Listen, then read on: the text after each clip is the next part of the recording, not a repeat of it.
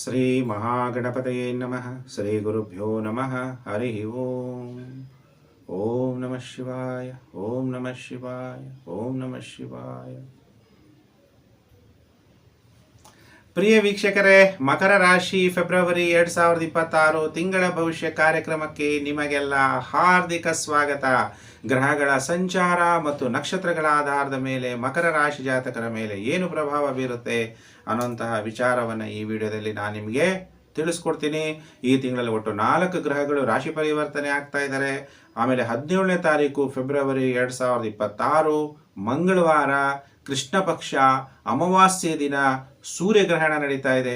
ಸೂರ್ಯಗ್ರಹಣ ಭಾರತ ದೇಶದಲ್ಲಿ ಕಾಣಿಸೋದಿಲ್ಲ, ಆದರೆ ನಿಮ್ಮ ಮೇಲೆ ಏನು ಪ್ರಭಾವ ಬೀರುತ್ತೆ ಅದನ್ನು ಸಪ್ರೇಟ್ ವಿಡಿಯೋ ಮಾಡಿ ತಿಳಿಸ್ಕೊಡ್ತೀನಿ. ಈಗ 4 ಗ್ರಹಗಳು ಅಂದಾಗ ಬುಧ 3 ಫೆಬ್ರವರಿ 2026 ಮಕರ ರಾಶಿಯಿಂದ ನಿಮ್ಮ ಜನ್ಮ ರಾಶಿಯಿಂದ ಕುಂಭ ರಾಶಿಗೆ ರಾಶಿ ಪರಿವರ್ತನೆ. 5 ಫೆಬ್ರವರಿ 2026 ಶುಕ್ರ ಗ್ರಹ ಮಕರ ರಾಶಿ ನಿಮ್ಮ ಜನ್ಮ ರಾಶಿಯಿಂದ ಕುಂಭ ರಾಶಿಗೆ ರಾಶಿ ಪರಿವರ್ತನೆ. ನಿಮ್ಮ ಜನ್ಮ ರಾಶಿಯಲ್ಲಿರುವಂತಹ ಸೂರ್ಯ 13 ಫೆಬ್ರವರಿ 2026 ಕುಂಭ ರಾಶಿಗೆ ರಾಶಿ ಪರಿವರ್ತನೆ. 23 ಫೆಬ್ರವರಿ 2026 ಮಂಗಳ ಗ್ರಹ ಮಕರ ರಾಶಿಯಿಂದ ಕುಂಭ ರಾಶಿಗೆ ರಾಶಿ ಪರಿವರ್ತನೆ. ಈ 4 ಗ್ರಹಗಳು ರಾಶಿ ಪರಿವರ್ತನೆಯಾಗಿ ನಿಮಗೆ ಏನು ಫಲಾನುಫಲ ಪ್ರಾಪ್ತಿಯಾಗುತ್ತೆ ಮಕರ ರಾಶಿಯವರಿಗೆ ನೋಡಿ. ಬುಧ ಶುಭ ಫಲ ಕೊಟ್ಬಿಡ್ತಾನೆ. ಮಕರ ರಾಶಿ ಜಾತಕರಿಗೆ ಬುಧ 6ನೇ ಮನೆ ಅಧಿಪತಿ ಮತ್ತು ಭಾಗ್ಯಾಧಿಪತಿ. 9ನೇ ಮನೆ ಅಧಿಪತಿ ದ್ವಿತೀಯ ಭಾವದಲ್ಲಿ ಸಂಚಾರ ಆದಾಗ ನಿಮ್ಮ ಅದೃಷ್ಟದಿಂದ ಭಾಗ್ಯದಿಂದ ಧನ ಪ್ರಾಪ್ತಿ. ಭಾಗ್ಯ ಅಂದ್ರೇನು? ಕಷ್ಟಪಡಲ್ಲ, ಸುಲಭವಾಗಿ ಏನೋ ದುಡ್ಡು ಬೇಕು ಅಂತ ಅನ್ಕೊಳ್ಳೋಷ್ಟರಲ್ಲಿ ಯಾವುದಾದ್ರು ಒಂದು ರೀತಿಯಲ್ಲಿ ದುಡ್ಡು ಬರುತ್ತೆ. ವ್ಯಾಪಾರ ಮಾಡ್ತೀರಾ, ವ್ಯಾಪಾರದಿಂದ ದುಡ್ಡು ಬರುತ್ತೆ. ಬಂಧುಗಳು ಯಾರಾದರೂ ಬಂದು ಸಹಾಯ ಮಾಡ್ತಾರೆ, ಅಥವಾ ಜನಗಳು ಯಾರಾದರೂ ಬಂದು ಸಹಾಯ ಮಾಡಿ ಧನ ಪ್ರಾಪ್ತಿಯಾಗುತ್ತೆ. ಸೋದರ ಮಾವನಿಂದನೂ ದುಡ್ಡು ಬರ್ಬೋದು. ನಿಮ್ಮ ತಂದೆಯಿಂದ ನಿಮಗೆ ಹಣಕಾಸಿನ ಅಭಿವೃದ್ಧಿ ಆಗ್ಬೋದು. ನೀವು ಇಷ್ಟಪಟ್ಟಂತಹ ದೇವರು ಯಾರಿದ್ದಾರೆ, ಭಗವಂತ ಅಥವಾ ನಿಮ್ಮ ಕುಲದೇವರು, ನಿಮ್ಮ ಇಷ್ಟ ದೇವರು, ನೀವು ಪ್ರಾರ್ಥನೆ ಮಾಡುವಂಥ ದೇವರಿಂದ ಹೋಗಿ ದೇವರೇ ನನಗೆ ಫಲ ಕೊಡು ಅಂತ ಈ ತಿಂಗಳಲ್ಲಿ ನೀವು ಪ್ರಾರ್ಥನೆ ಮಾಡಿಬಿಟ್ರೆ ನಿಮಗೆ ಫಲ ಪ್ರಾಪ್ತಿಯಾಗ್ಬಿಡುತ್ತೆ. ಮಕರ ರಾಶಿ ಜಾತಕರಿಗೆ ಅದನ್ನು ಬರೆದಿಟ್ಕೊಳ್ಳಿ, ನನ್ನ ಕಮೆಂಟ್ ಮಾಡಿ. ದೇವ್ರಿಗೆ ಹೋಗಿ ನೀವು ಪ್ರಾರ್ಥನೆ ಮಾಡಿದ್ರೆ ಫಲ ಪ್ರಾಪ್ತಿ ಆಯ್ತಾ ಅಂತ ಬಲಗಡೆ ಹೋಗಿ ಕೊಟ್ಬಿಡ್ತಾನೆ ದೇವರು. ನೀವು ಅನ್ಕೊಂಡಿದ್ದ ಕೆಲಸಗಳೆಲ್ಲ ಆಗೋಗುತ್ತೆ ಈ ತಿಂಗಳಲ್ಲಿ. ನೀವಿನ್ನು ಹೆಂಗಾಗಿದ್ದೀರಾ ನೀವು, ಅಥವಾ ನಿಮಗೆ ಪ್ರಿಯತಮ ಇದ್ದಾನೆ, ಪ್ರಿಯತಮೆ, ಪುರುಷ ಜಾತಕರಾಗಿದ್ದರೆ ಪ್ರಿಯತಮೆ, ಸ್ತ್ರೀ ಜಾತಕರಾಗಿದ್ದರೆ ಪ್ರಿಯತಮ, ಅವರಿಂದ ನಿಮಗೆ ಅನುಕೂಲಗಳಾಗುತ್ತೆ. ಯಾರು ಪುಸ್ತಕಗಳು ಪಬ್ಲಿಷ್ ಮಾಡಬೇಕಂದ್ರೆ ಪಬ್ಲಿಷ್ ಮಾಡಿ. ಈ ತಿಂಗಳು ಬಹಳ ಒಳ್ಳೆ ಫಲಗಳು ಪ್ರಾಪ್ತಿಯಾಗುತ್ತೆ.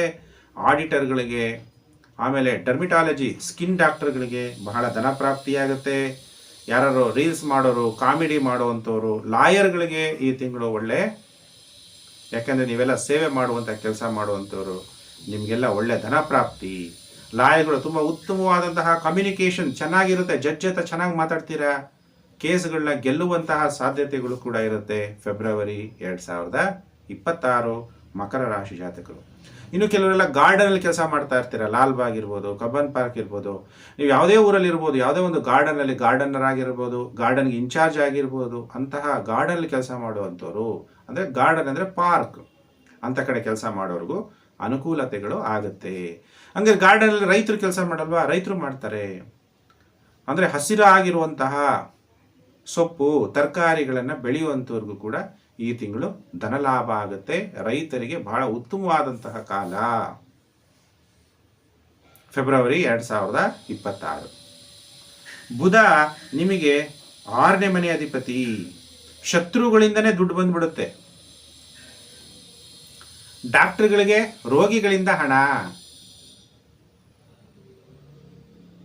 ಲಾಯರ್ಗಳಿಗೆ ನಿಮ್ಮ ಕ್ಲೈಂಟ್ ತುಂಬ ಕಷ್ಟದಲ್ಲಿರ್ತಾರೆ, ಆದರೂ ದುಡ್ಡು ವ್ಯವಸ್ಥೆ ಮಾಡ್ಕೊಂಬಂದು ನನ್ನ ಕೇಸ್ನ ಗೆಲ್ಲಿಸ್ಕೊಡಿ ಅಂತೇಳಿ ನಿಮಗೆ ಹಣವನ್ನು ಕೊಡ್ತಾರೆ. ನೋಡಿ, ಈ ಥರ ಫಲಗಳು ನಿಮಗೆ ಮಕರ ರಾಶಿಯವರಿಗೆ ಈ ತಿಂಗಳು ಪ್ರಾಪ್ತಿಯಾಗುತ್ತೆ. ಹಾಗಾದರೆ ಮಕರ ರಾಶಿಯವರಿಗೆ ಶುಕ್ರ ದ್ವಿತೀಯದಲ್ಲಿ, ಶುಕ್ರ ಯೋಗಕಾರಕ. ಮಕರ ರಾಶಿಯವರಿಗೆ ಪಂಚಮಾಧಿಪತಿ, ದಶಮಾಧಿಪತಿ.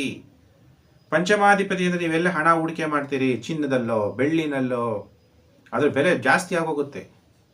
ಅಥವಾ ನೀವೆಲ್ಲೋ ಶೇರ್ ಮಾರ್ಕೆಟಲ್ಲೋ ಹಣ ಹೂಡಿಕೆ ಮಾಡಿರ್ತೀರಿ. ನೀವೆಲ್ಲ ಹೂಡಿಕೆ ಮಾಡಿರ್ತೀರೋ ಆ ಕಂಪ್ನಿ ಬೆಳೆದು ಬಿಡುತ್ತೆ, ದುಡ್ಡು ಬಂದ್ಬಿಡುತ್ತೆ. ಲಾಟ್ರಿ, ಕ್ಯಾಸಿನೋ, ಮ್ಯಾಚ್ ಫಿಕ್ಸಿಂಗ್, ಕುದುರೆ, ಹಾರ್ಸ್ ಇದೆಲ್ಲ ಇರುತ್ತಲ್ಲ, ಬೆಟ್ಟಿಂಗ್ ಅದೆಲ್ಲ ಆಟ ಆಡ್ತಾರೆ ಕೆಲವರು.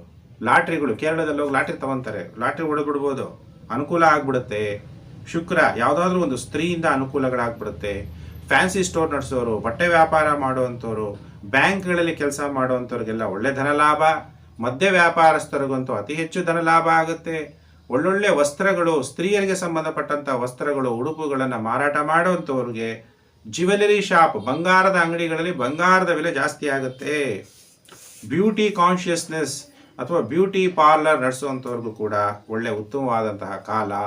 ಸಿನಿಮಾ ಥಿಯೇಟರ್ಗಳು ನಡೆಸೋರಿಗೆ ಒಳ್ಳೊಳ್ಳೆ ಪ್ರೀತಿ ಸಂಬಂಧಪಟ್ಟಂತಹ ಫಿಲಮ್ಗಳು, ಲವ್ ಸ್ಟೋರೀಸ್, ಯಾರ್ಯಾರು ಫಿಲಮ್ಗಳನ್ನ ಬಿಡುಗಡೆ ಮಾಡ್ತೀರಿ ನಿಮ್ಮ ಟಾಕೀಸಲ್ಲಿ, ಅತಿ ಹೆಚ್ಚು ನಿಮಗೆ ಹಣ ಕಲೆಕ್ಟ್ ಆಗುತ್ತೆ. ಈ ಥರ ಮಕರ ರಾಶಿಯವರಿಗೆ ಅತ್ಯಂತ ಶುಭ ಫಲಗಳು ನಿಮಗೆ ಪ್ರಾಪ್ತಿಯಾಗ್ತಾ ಹೋಗುತ್ತೆ. ಹಾಗಾದರೆ ಏನು ಈ ತಿಂಗಳು ಕೆಟ್ಟದೇ ಇಲ್ವಾ ಅಂದಾಗ, ಮಕರ ರಾಶಿಗೆ ಸೂರ್ಯ ಅಷ್ಟಮಾಧಿಪತಿ ದ್ವಿತೀಯ ಭಾವದಲ್ಲಿ ಸಂಚಾರ ಆಗ್ತಾ ಇದ್ದಾನೆ. ಕುಜ ನಿಮಗೆ ಲಾಭಾಧಿಪತಿ ಮತ್ತು ಚತುರ್ಥಾಧಿಪತಿ ದ್ವಿತೀಯ ಭಾವದಲ್ಲಿ ಸಂಚಾರ ಆಗ್ತಾ ಇದ್ದಾನೆ. ತಾಯಿಗೆ ಕೋಪ ಜಾಸ್ತಿ ಬರ್ಬೋದು. ನೀವು ಮಾತಾಡುವಂತಹ ಮಾತು ಬಹಳ ಎಚ್ಚರವಾಗಿರಬೇಕು. Attention please. ಯಾಕೆಂದರೆ ನೀವು ಮಾತಾಡೋದ್ರಿಂದನೇ ಬಿಸ್ನೆಸ್ ನಡೆಯೋದು. ನೀವೇನಾದರೂ ಕೋಪ ಮಾಡಿಕೊಂಡು ಮಾತಾಡಿದ್ರೆ ಬಿಸ್ನೆಸ್ ಕಟ್ಟಾಗುತ್ತೆ, ದುಡ್ಡು ಬರೋದು ನಿಲ್ಲುತ್ತೆ. ಅದಕ್ಕೆ ಈ ತಿಂಗಳಲ್ಲಿ ನೀವು ಕೋಪನೇ ಮಾಡ್ಕೋಬಾರ್ದು, ಶಾಂತಿಯಾಗಿರಬೇಕು. ಎಂತಹ ಸಿಚುಯೇಷನ್ನೇ ಬರಲಿ, ಆ ಸಿಚುಯೇಷನಲ್ಲಿ ನೀವೆಷ್ಟು ಶಾಂತಿಯಾಗಿರ್ತೀರಿ ಅಷ್ಟು ನಿಮಗೆ ಗೆಲುವು ಸಾಧನೆ ಆಗುತ್ತೆ.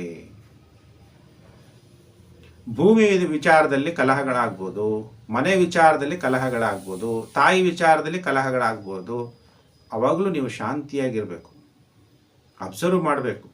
ಸಮಾಧಾನವೇ ಎಲ್ಲದಕ್ಕಿಂತಲೂ ದೊಡ್ಡ ಶಸ್ತ್ರ. ಪೀಸ್ಫುಲ್ಲಾಗಿರಬೇಕು, ಇನ್ನೆಲ್ಲ ಒಳ್ಳೆಯದಾಗುತ್ತೆ. ಓಂ ರುದ್ರಾಯ ನಮಃ ಅನ್ನೋಂಥ ಮಂತ್ರವನ್ನು ಜಪ ಮಾಡಿ. ಪ್ರಿಯ ವೀಕ್ಷಕರೇ, ನಾನು ಮತ್ತೊಂದು ವಿಡಿಯೋದಲ್ಲಿ ಮತ್ತೆ ನಾನು ನಿಮ್ಮನ್ನು ಭೇಟಿ ಮಾಡ್ತೀನಿ. ನಮಸ್ಕಾರ. ವಿಡಿಯೋನ ಫೇಸ್ಬುಕ್, ವಾಟ್ಸಪ್ ಗ್ರೂಪ್, ಟೆಲಿಗ್ರಾಮ್ ಗ್ರೂಪಲ್ಲೆಲ್ಲ ಶೇರ್ ಮಾಡಿ.